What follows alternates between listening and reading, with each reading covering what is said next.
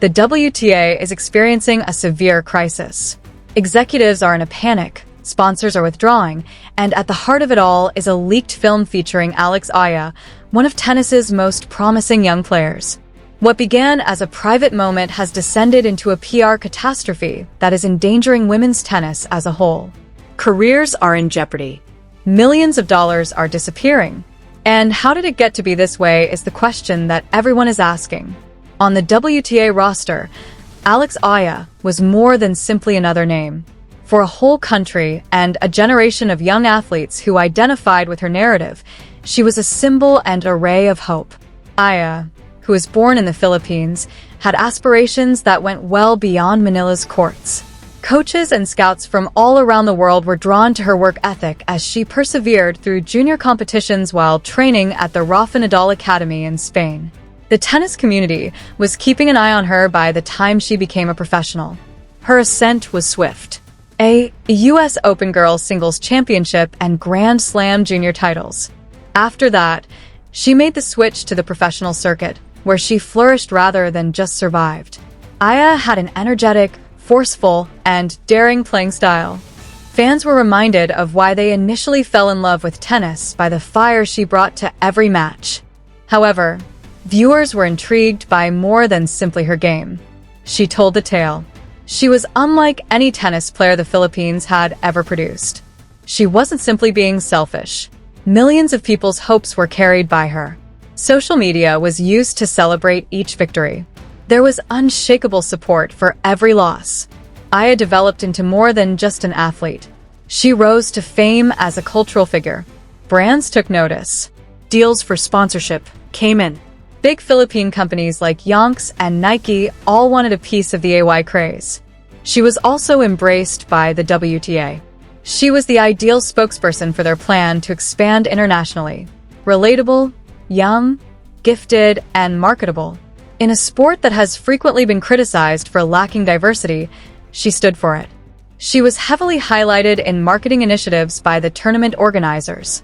The media created laudatory profiles. She was positioned as the future face of women's tennis, featured on magazine covers and received invitations to exclusive events. But that attention also brought with it tremendous, relentless pressure. Eala was supposed to be flawless on and off the court, to win and to inspire. At least in public, she handled it gracefully. She talked about her passion for the game, her appreciation for the support, and her dedication to proudly representing her nation in interviews. However, the reality was more nuanced behind the scenes. The journey was draining. The demands were oppressive. The scrutiny never stopped. Both fans and critics examined, criticized, and scrutinized every ensemble she wore, every person she was spotted with, and every social media post. Eala was residing in a glass home, and everyone was observing her every action. She pressed on nonetheless. She had faith in the dream. She had faith in the work. And she thought everything would be all right as long as she remained loyal to herself. However, being authentic isn't always sufficient in today's environment. Sometimes everything can be changed by a single incident, error, miscommunication, or released footage. And that time was approaching for Alex Eala. What did that video contain? And why would it lead to the complete collapse of an organization? You'll be shocked by what occurs next, so keep watching.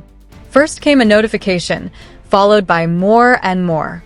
Alex Eala's phone was inundated with messages from strangers, friends, teammates, and family in a matter of hours. A video had appeared on the internet. A video that nobody outside of her inner group was ever supposed to witness. And suddenly it was all over. The video itself was shaky and obviously wasn't taken with Eala's knowledge or permission. Away from the courts, it depicted her at a private event. What was captured did not violate any laws. No criminal behavior, no violence, and no narcotics. However, context was no longer important. Perception is reality in the era of viral material, and the perception was harmful. The video showed Eala in a relaxed, unguarded moment, laughing, joking, using language that was casual and unfiltered. She was surrounded by individuals she trusted and friends. In the background, someone was smoking. Alcohol was seen on one of the tables. After months of intense competition, it was a typical scene for a young adult venting. However, it was a PR nightmare for a public figure who was positioned as an example. The video received millions of views in a single day. Reddit, Instagram, TikTok, and Twitter all shared it. It was uploaded on fan pages. Articles were written by gossip sites. On TV, sports pundits discussed it. The story soon got out of hand. Some backed Eala, claiming that the video was taken out of context and that she had a right to a private life. Some denounced her, saying she had violated the principles she was meant to stand for. The comments were harsh. Her character was now questioned by fans who had previously applauded her every accomplishment. Sponsors who had proudly featured her face in commercials started to reevaluate their collaborations. Additionally, the WTA, which had promoted her as an emerging star, was suddenly confronted with a challenge for which it was unprepared. However, who made the video leak? Everyone sought an answer to that question. There was a lot of speculation. Some thought it was an envious rival or someone from her own group looking for cash or retribution. Others claimed that a private cloud account was used to hack it. Each theory is more spectacular than the last, and they proliferate like wildfire. However, nobody was certain, and rumors filled the hole left by the lack of facts. The Eala's crew entered crisis mode right away. In a brief statement, her representative expressed disappointment over the invasion of privacy and pledged to pursue legal action against the leak's perpetrator.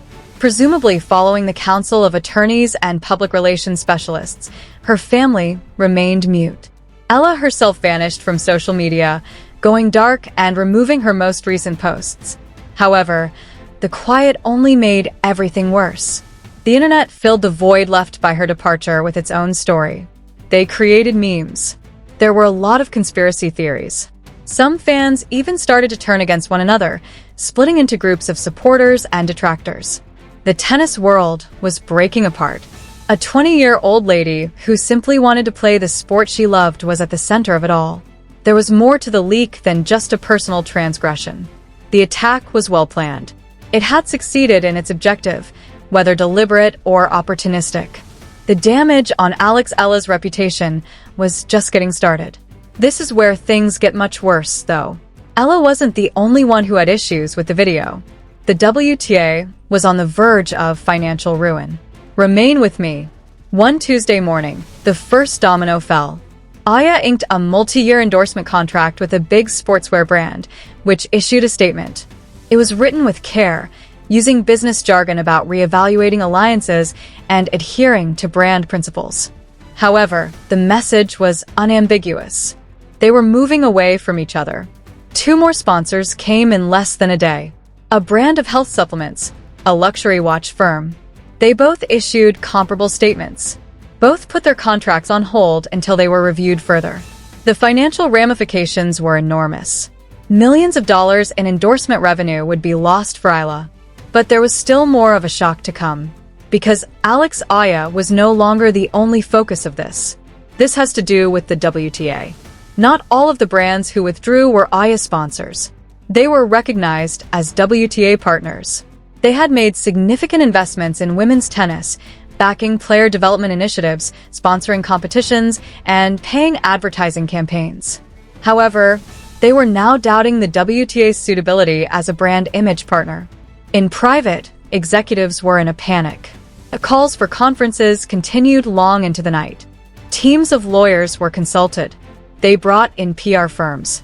In order to persuade these sponsors that women's tennis was a reliable and profitable investment, the WTA had spent years cultivating ties with them.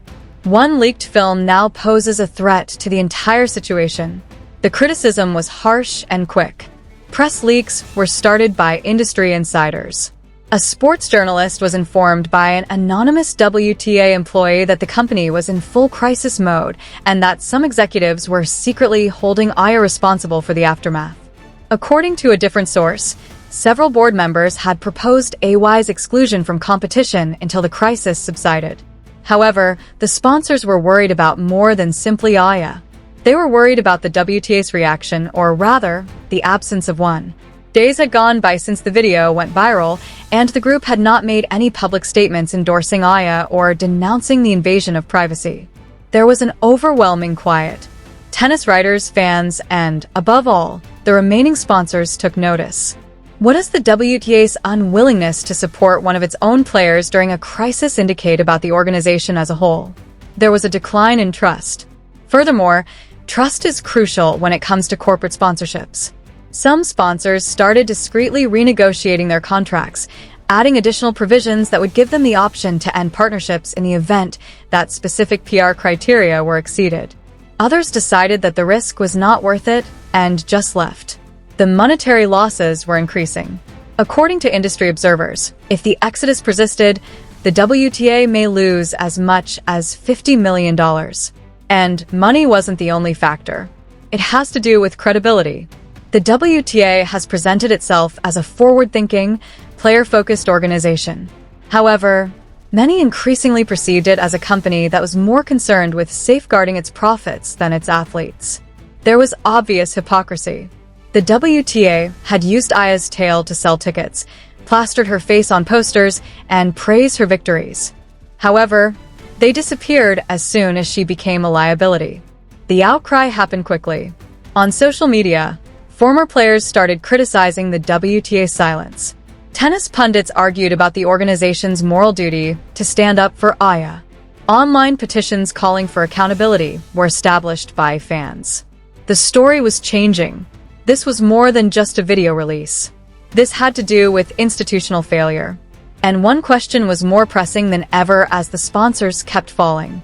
Would the WTA finally make a statement? Or would they allow the sacrifice of one of their best performers in order to preserve their reputation? The hush from the WTA was deafening. However, it might have been preferable if they had said nothing at all when they did react. You'll be shocked by what transpired next. It was too little, too late when the WTA eventually spoke out. Late on a Friday afternoon, when most people weren't online, they released a news statement that was hidden in a single paragraph on their website. The statement was ambiguous, highlighting the organization's dedication to player care while voicing concern over the circumstances.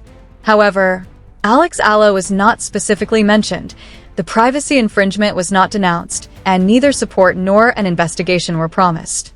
It was like being slapped across the face. The tennis world went wild. The statement was criticized by journalists as theatrical and cowardly. Social media was inundated with anger from fans who said the WTA had abandoned one of their own. Even some current players, who don't often criticize the organization, started to show their anger. If this can happen to Alex, it can happen to any of us. And now we know that WTA won't have our backs, an unnamed player told a reporter. However, things were far more complicated behind the scenes. Internal emails between WTA leaders that were leaked started to come to light, providing a negative impression of the organization's goals. According to a senior official's communication, the WTA should leave this go and refrain from using Ally as the focal point of the dispute. Another email examined the possible financial consequences of openly endorsing her, balancing the expense of strained player relations against the cost of lost sponsors. What many had suspected was confirmed by the emails.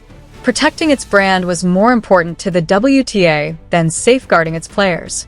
And the uproar peaked when those emails were made public. Maria Sanchez, a current pundit and former WTA winner, didn't hold back.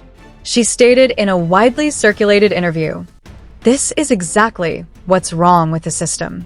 They use these young players to sell the sport, to attract sponsors, to fill stadiums, but the moment something goes wrong, they're nowhere to be found." Alex was deserving of better. She merited assistance. The truth was due to her. The WTA had to retort due to the response. This time, the CEO made an appearance in a well-planned and well-practiced video statement. She denounced the infringement of privacy and offered her condolences to Eala. She discussed the WTA's dedication to player welfare and mental wellness. She pledged to study the organization's policies and improve going forward. However, the harm had already been done.